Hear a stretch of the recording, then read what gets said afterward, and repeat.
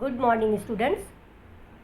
Today we will discuss about relationship of textbook, syllabus, course and curriculum. As you are seeing here, we will analyze of syllabus and other textual materials. So here you are seeing textbook. Textbook is the center of the syllabus, and then syllabus and course, then curriculum. So in curriculum, all these three things, textbook, syllabus and courses, are included. So we will describe first curriculum. Curriculum is one of the most important component of whole education process, or you can say curriculum is the heart of schooling. Curriculum is the plan for implementation of educational aim. So most important component curriculum ही है.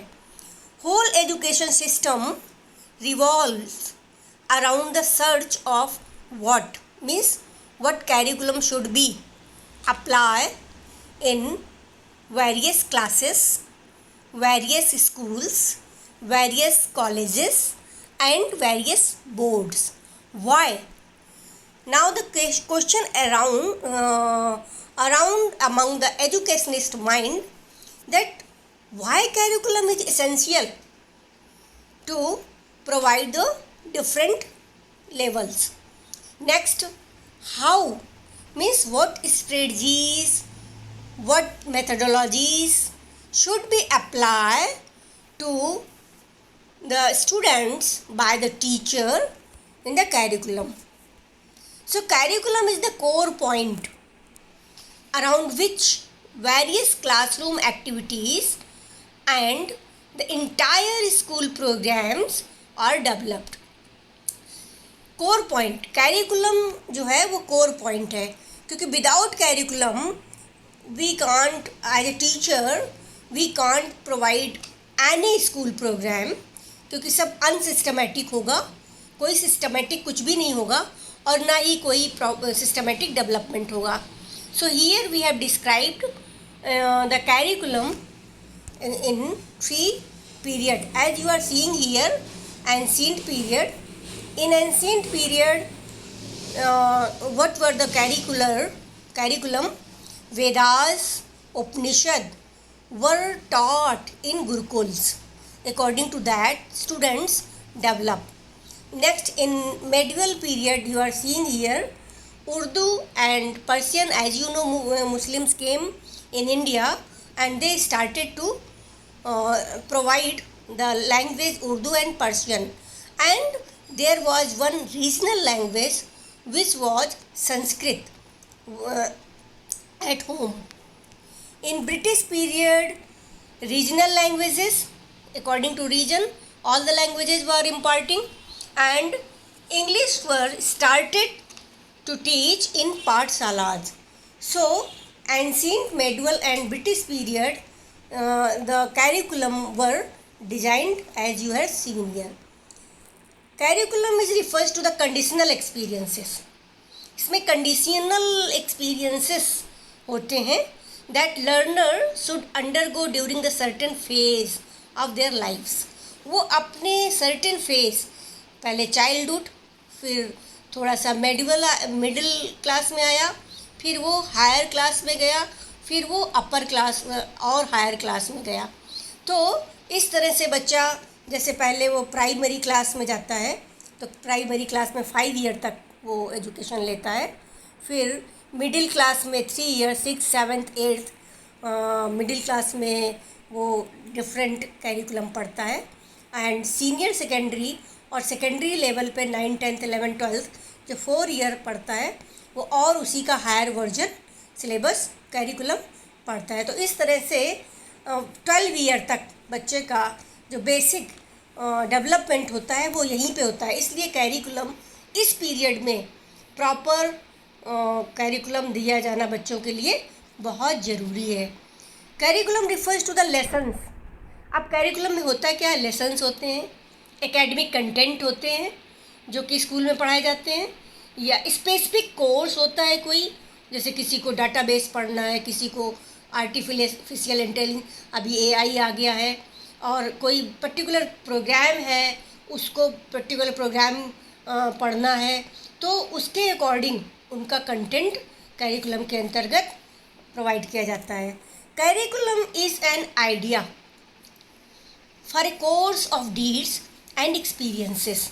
We can say कि curriculum के according particular जो course होता है और उससे जो बच्चा लर्न करता है, एक्सपीरियंसेस गेन करता है, वो इंक्लूड होता है, which will guide children into becoming adults. बच्चा प्राइमरी लेवल से सेकेंडरी लेवल पे जाता है, सेकेंडरी लेवल से फिर वो मिडिल लेवल से सेकेंडरी लेवल, फिर हायर एजुकेशन, तो इस तरह से वो एडल्ट होता है और establish a place in adult society में वो अपना प्लेस एडल्ट एस्टेब्लिश कर पाता है। This is the definition given by John Franklin बॉबिट।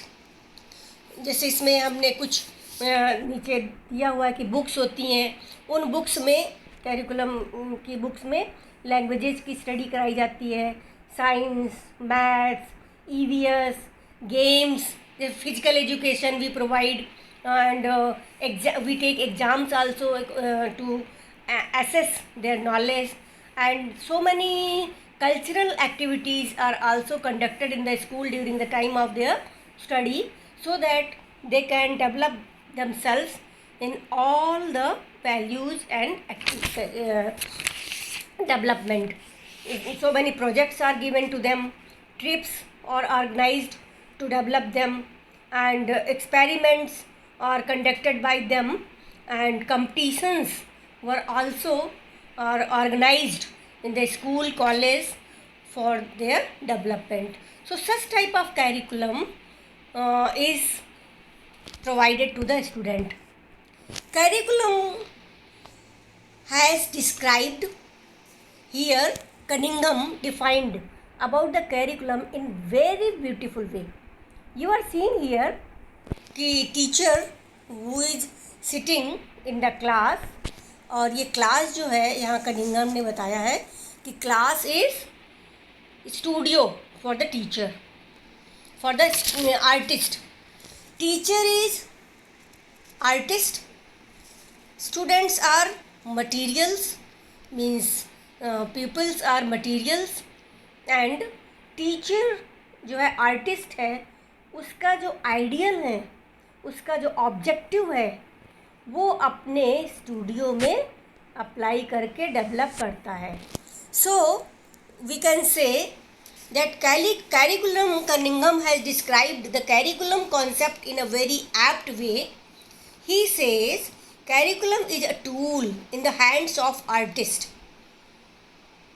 Teacher है जो आर्टिस्ट है, अपने कैरिकुलम के माध्यम से ही mould the students according to his ideal, according to his जो ऑब्जेक्टिव है, वो अपने स्कूल में अपने बच्चों को डेवलप करता है।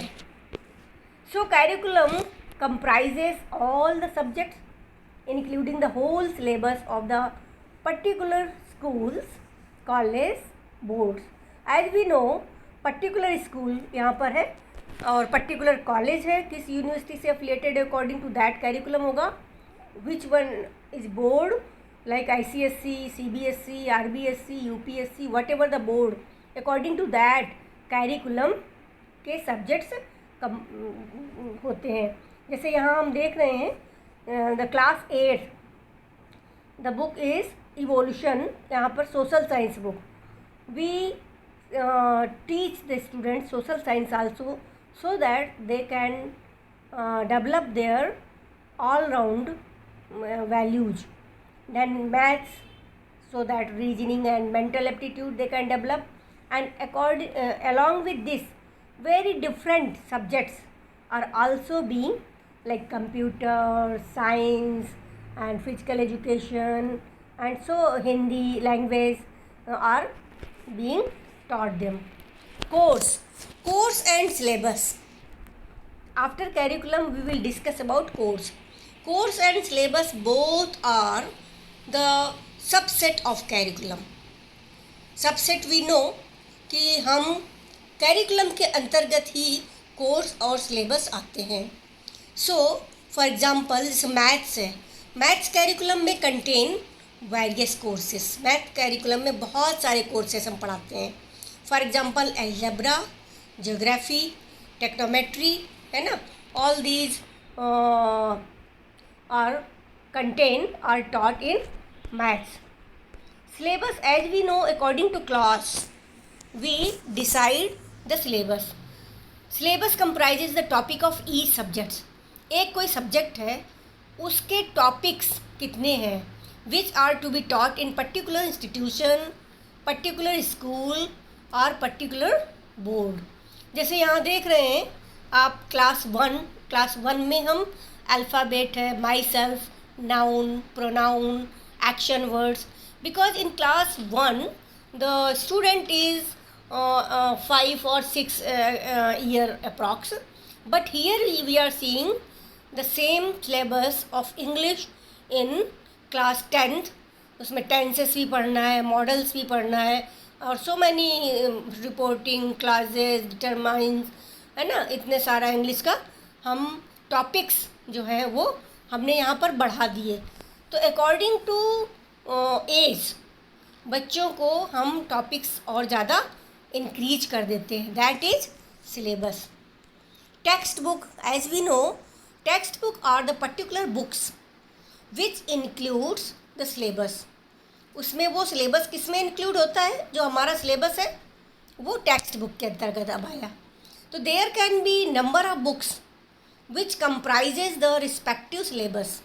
अब यहाँ आप देख रहे हैं कि 3 बुक्स आपको दिखाई गई हैं, सेम क्लास की, सेम सब्जेक्ट है, लेकिन इनका इन पर्टिकुलर बुक्स का सिलेबस में कुछ टॉपिक्स और किसी में कम किसी में ज़्यादा हो सकते हैं.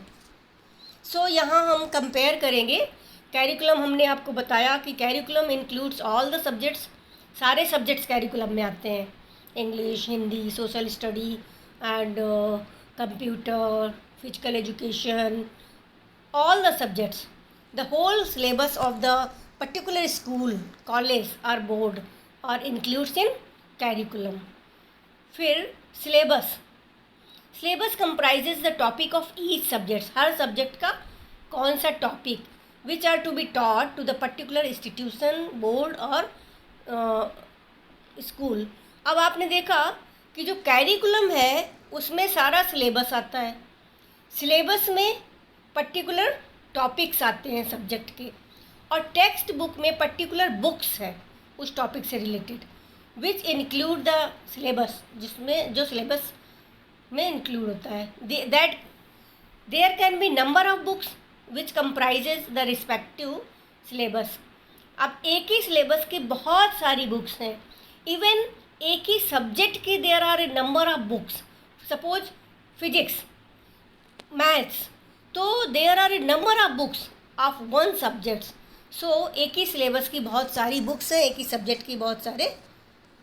सो as we have seen here again, हम वही फर्स्ट वाला जो पीपीटी था वो लास्ट में आ गए कि जो टेक्स्ट बुक है, पहले तो हमारा जो ये हमने सर्कल बनाया है इसमें हम देखेंगे कि हमारा होल कैरिकुलम, पूरा येलो सर्कल है वो पूरा कैरिकुलम है.